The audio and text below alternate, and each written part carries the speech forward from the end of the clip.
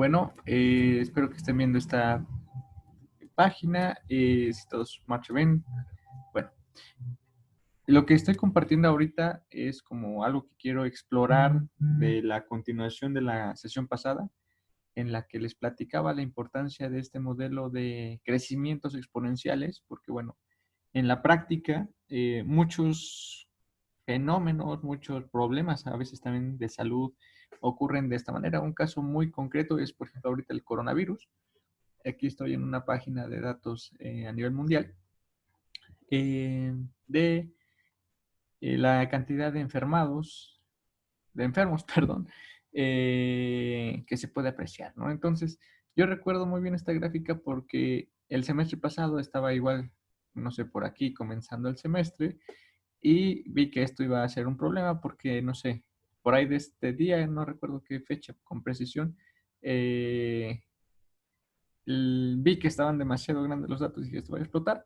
Y un ejercicio que hice con los estudiantes justamente del curso de ecuaciones uno que también impartí el semestre pasado fue calculen la curva exponencial de regresión que va a venir aquí y demuestren o vean cuál es el tiempo en el que saturaría a nivel mundial la cantidad de enfermos. ¿Sí? Entonces, lo hicieron los estudiantes y si no mal recuerdo, si no considerabas ninguna como contención o algo por el estilo, creo como en 40 días iba a acabar la población mundial infectada, ¿no? Algo así, no recuerdo con precisión cuál era. Entonces, ese es el punto, que una enfermedad, una pandemia, crece así en forma exponencial. Entonces, tú graficas esto en escala logarítmica, vas a ver una recta y a esa recta le puedes calcular la línea de regresión y de ahí calcular ese parámetro R, básicamente el que vimos de la clase pasada, que sería como la tasa de infección, ¿ok? Bueno, la población a nivel mundial tomó medidas y entonces si uno avanza en el tiempo, ves que eso empieza a dejar de crecer. Bueno, aquí se ve que sigue creciendo exponencialmente y ya no, hay una parte en la que ya no tiene una tendencia exponencial, incluso empieza como a converger a algo, ¿no? Entonces fíjense cómo va esto. ¿Sí? Claro, siguen habiendo casos de todo lo que se ha acumulado, pero ya no fue algo exponencial. Si fuera algo exponencial, aquí hubiera ido hacia arriba, ¡pum! ¿Sí? ¿Por qué se observa esto? Pues simplemente porque sí hubo una como contención de la cantidad de enfermos, pues más o menos a buen tiempo, ¿no? De todas maneras nos ha afectado a todos esto, pero bueno, hay que seguir. ¿De dónde vino este modelo? Pues simplemente de considerar que la velocidad de contagios pues es como proporcional a la cantidad de enfermos. Y esto no solo aplica a enfermedades, puede ser cosas que tengan que ver con bacterias, con cosas que tengan que ver con población de conejos, de cosas del estilo, etcétera. Y en general N por lo general está considerado como poblaciones, ¿no? Poblaciones de algo, insisto. No necesariamente tiene que ser para esto usado ese tipo de modelo, donde al ser descrito en términos de ecuaciones diferenciales teníamos una cosa por el estilo así, donde R era un factor de proporcionalidad que le llamamos la tasa de crecimiento.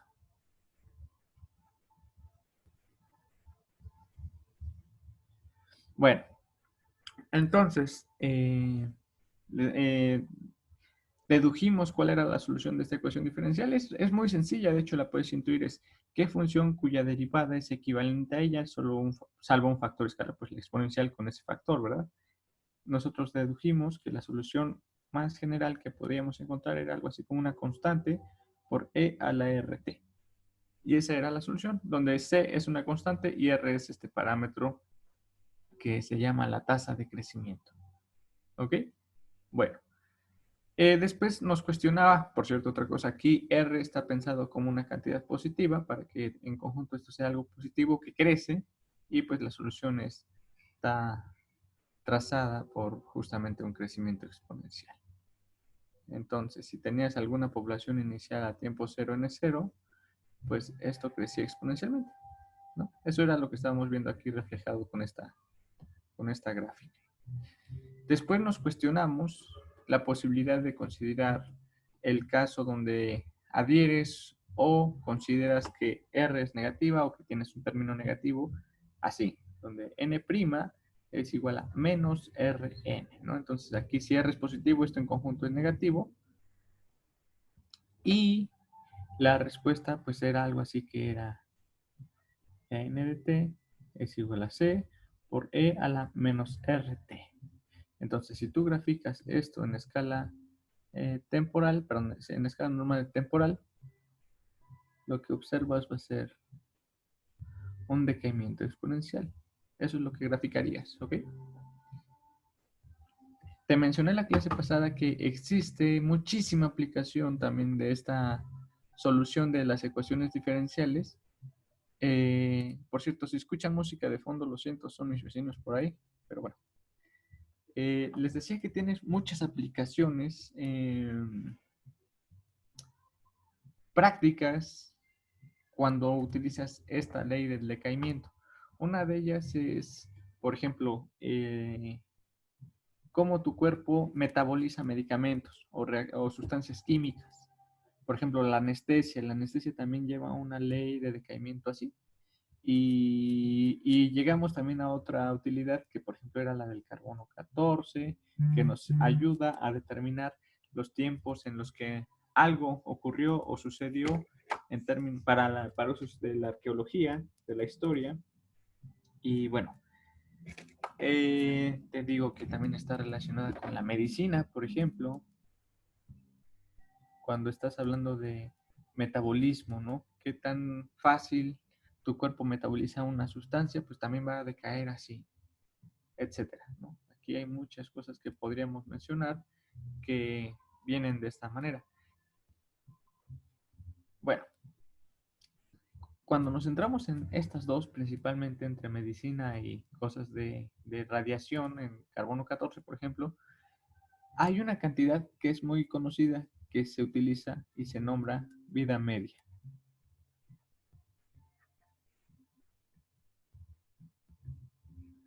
O también la vamos a llamar tau.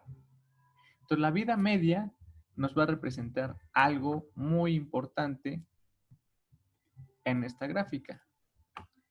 Si tú tenías, por ejemplo, una cantidad inicial de material que podría ser radiactivo o un fármaco o algo así que tú introduces en el cuerpo, tu cuerpo pues va a empezar a asimilarlo, lo va a metabolizar. La vida media se corresponde al tiempo en el que esa cantidad de material se redujo a la mitad. Entonces, al tiempo tau vas a tener n0 cantidad inicial entre 2. Esa es la idea de la vida media. Entonces, la vida media representa el tiempo que transcurre para que el objeto, material, sustancia, cosa, se reduzca a la mitad. Esa es la vida media. Como tiene unidades, bueno, pues es un tiempo, pues esta cosa va a tener unidades de tiempo, ¿ok? Entonces la vida media básicamente es un tiempo, ¿ok? Entonces, ¿cómo puedes determinar la vida media de una sustancia que está decayendo? Porque esa es una cantidad importante, te digo. Muchas cosas en medicina se manejan. ¿Cuánta vida media tiene? Etcétera, etcétera, ¿no? Entonces, tú puedes determinar cuál es el tiempo de vida media de una sustancia, también si sabes cuál es la razón con la que se va desintegrando o metabolizando esa sustancia. Para esto, tienes que hacer muchas pruebas estadísticas y determinar cuál es la razón del tiempo en el que se degrada un cuerpo en diversos organismos, porque obviamente cada persona tiene metabolismos diferentes y la idea en medicina también es como promediar, ¿ok?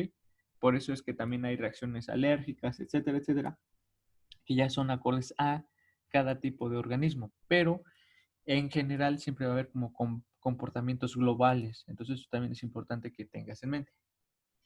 Bueno, te digo, la vida media es aquel tiempo en el que la cantidad de materia o población o lo que, bueno, en este caso es material, aquí ya no estamos hablando concretamente de poblaciones, discúlpame si uso la letra N. El chiste es que esta N evaluada al tiempo tau tiene que ser la cantidad inicial de población entre 2. Eso tiene que ser un hecho. Pero ya sabemos, por otro lado, que la solución de la ecuación diferencial, independientemente de que sea tau o t o lo que sea, tiene que estar dada por una constante que si estamos ahorita diciendo que a tiempo inicial esa constante es n0, pues la solución es n0 por e a la menos r tau. Entonces aquí simplemente estoy evaluando la solución al tiempo tau, ¿ok? Pero tú ya sabes, o acabamos de definir que esta cantidad tau tiene que ser tal que a este tiempo la cantidad inicial de material tiene que ser n0 entre 2.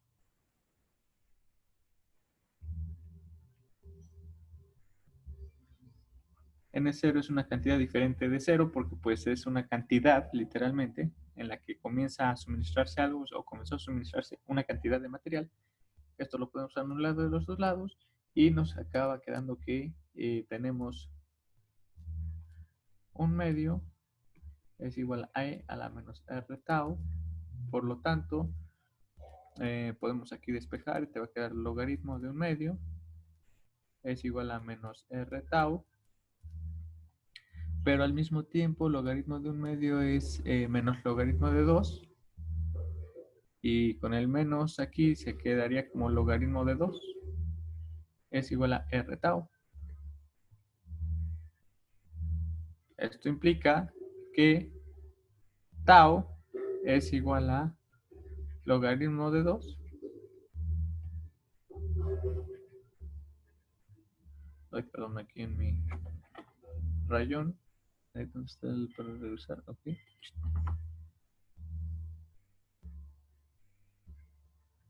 Sobre R. Así podemos determinar cuál es el tiempo de vida media de un objeto siempre y cuando tengamos o conozcamos quién es R, la tasa de decaimiento. Date cuenta, el logaritmo de 2 es una cantidad sin unidades, ¿sí?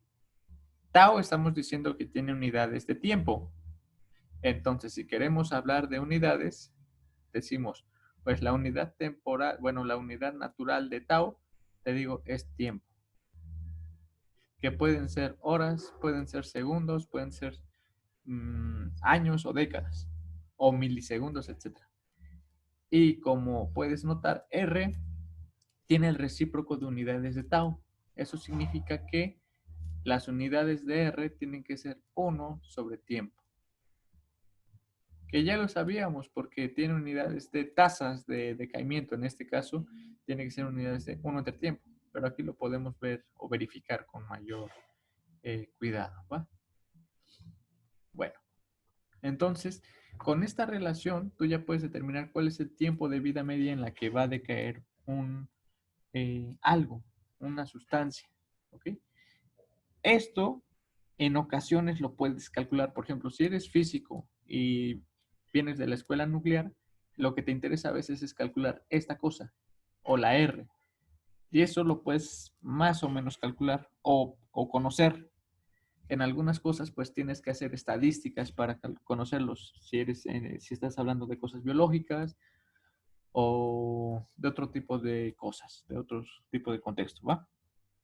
Te digo, a veces lo puedes determinar en forma pura, a veces lo tienes que medir u observar y así lo puedes determinar. Bueno, ya que tenemos este tiempo de vida media, me gustaría hacer un ejercicio que es muy semejante o parecido a algunas de las tareas que en breve subiremos y es este ejercicio.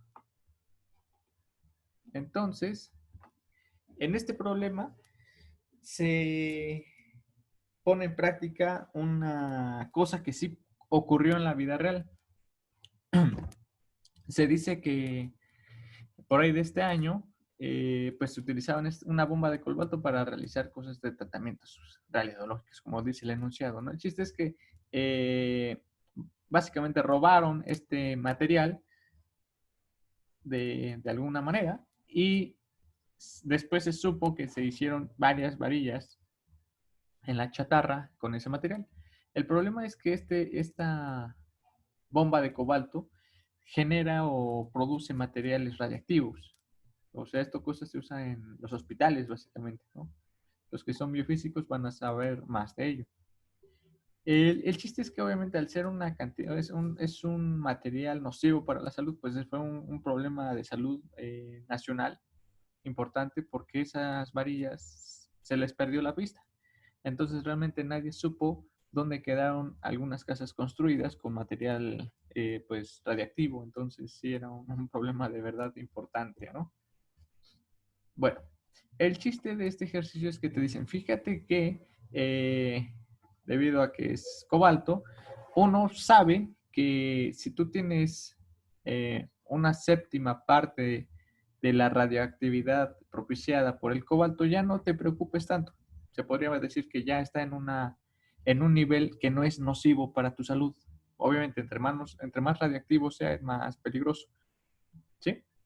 Entonces, el problema aquí es que determines cuál es el tiempo que tienes que dejar pasar para que la cantidad de radiactividad de ese material deje de ser importante o nociva para el cuerpo, ¿ok? Y te dan un dato.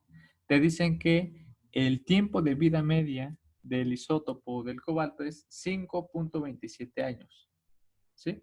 Es decir, tienen que pasar 5.27 años para que cierta cantidad de material radiactivo se reduzca a la mitad. Obviamente esto no es ya vimos que el decaimiento no se comporta en forma lineal, porque puedes decir, bueno, es que si a la mitad, eh, si a los 5.27 años se redujo la mitad, pues entonces en 10.40 y algo, 50 y algo, 54 años, ya pues ya está todo eliminado. Y la respuesta es no, porque recuerda que esto no se comporta en forma lineal, la solución es una exponencial decayente negativa. Entonces, esa es la pregunta. ¿Cuál es el tiempo que tienes que esperar para que la cantidad de material radiactivo no sea nociva en una casa? En este caso, casa digo porque, pues, insisto, se usaron varillas con ese material. Y es un problema de verdad. Este sí ocurrió en México, entonces lo pongo como ejercicio para resolverlo y tomar también conciencia de lo que ocurre a veces cuando se roban ese tipo de equipos. Entonces vamos a resolverlo. Entonces, quizás a modo de la secundaria, tienes que anotar tus datitos. ¿Qué dices? Que tau es 5.27 años.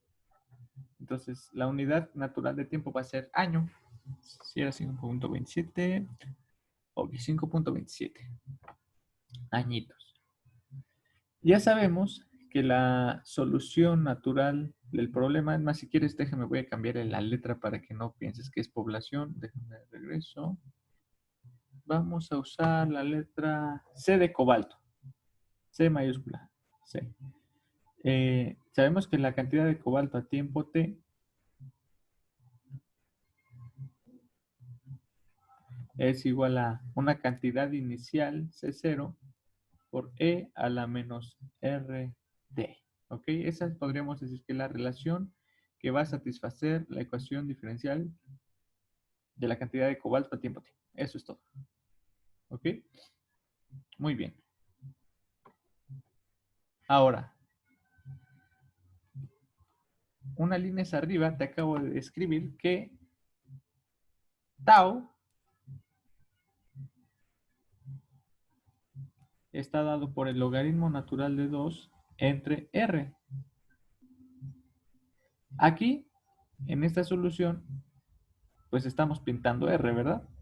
También podrías escribir que esto implica que r es igual al logaritmo natural de 2 sobre tau, ¿ok?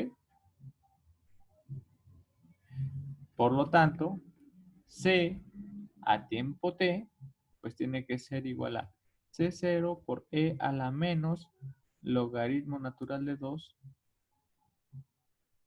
por t sobre tau. Tau es un número fijo, es un número dado que es 5.27. Ahora, vamos a pensar en esta gráfica que voy a hacer, qué es lo que queremos buscar. Nosotros estamos interesados en buscar cuál es el tiempo T estrella en el que la cantidad de material se reduce a una séptima parte, ¿verdad? Entonces déjame que le ponga una separación para denotar que esto es el ejercicio que estamos resolviendo. Y te digo, la pregunta en cuestión es, vamos a tener un T estrella tal que la cantidad de cobalto al tiempo T estrella es igual a la cantidad inicial sobre 7. Esa es la pregunta, ¿no? Esa es la pregunta. ¿Cuál es el tiempo T estrella en la que la cantidad de cobalto se redujo una séptima parte? Y te digo una séptima parte porque te estoy diciendo que en el enunciado mencionan que, dicen, ah, sí, pero es que pues la presencia de radiactividad es mayor a 7 veces lo aceptable, entonces justamente estás buscando cuál es el tiempo en el que se tiene que reducir a una séptima parte esa cantidad de radiactividad. Si graficáramos esto, tendríamos que poner algo así como que ese es el tiempo. Pensemos que aquí está la cantidad de cobalto a tiempo cero, perdón, a tiempo t. Aquí está tu cantidad inicial. Entonces el material empieza a decaer. Bueno, aquí mi gráfica no me salió tan padre como pensaba. Uy.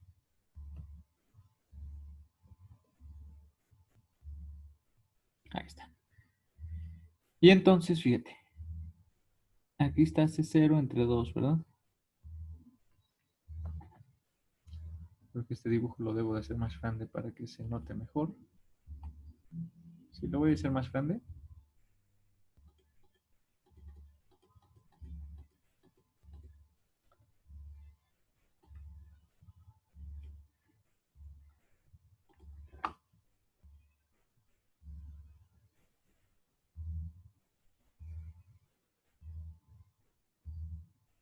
Entonces aquí está cobalto. Aquí está C0. Espero que me salga bien dibujada la exponencial. Ahí va, creo que ok, más o menos me quedó. Entonces te decía, por aquí está C0, ¿no? Entre 2. Y entonces sabemos que al tiempo tau, la cantidad de población es C0 entre 2.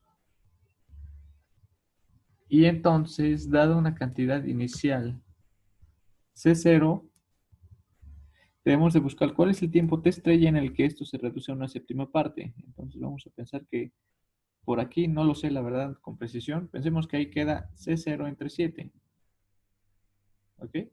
Y entonces lo que estamos buscando es ese tiempo en el que esto se cruza con esta curva y aquí sería T estrella. Eso es lo que estamos calculando. ¿Cuál es el tiempo en el que la cantidad de cobalto se redujo a una séptima parte? Del material radiactivo me refiero. Entonces, eso es lo que estamos buscando en forma gráfica. Espero que si surgen dudas de lo que estamos haciendo en cualquier parte, me la puedan comentar. Y también una cosa importante, si ustedes ven que en algún momento me equivoqué en alguna cuentita o algo así, es algo que sí lamento de no estar físicamente con ustedes o presencialmente, porque si me equivoco en alguna parte, pues es más fácil para ustedes verlo en el momento y decirlo. Si no, puede ser que yo mismo me siga el error y no me percate hasta el final o cosas así. Pero bueno, si llegara a equivocarme en cosas, cálculos, observaciones o cosas por el estilo, también háganmelas notar en los comentarios, ¿va? Del Classroom o en Facebook. Ahí las estaremos leyendo. Bueno, continuando, te digo, ya tenemos que calcular este T estrella y lo vamos a calcular pues mediante esta relación. Entonces, voy a poner quizás aquí en amarillo para que se resalte un poquito más. C al tiempo T estrella tiene que ser igual a C0 sobre 7.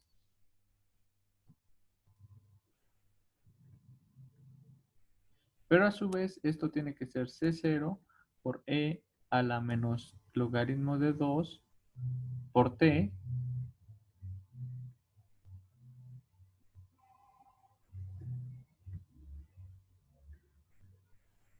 sobre tau.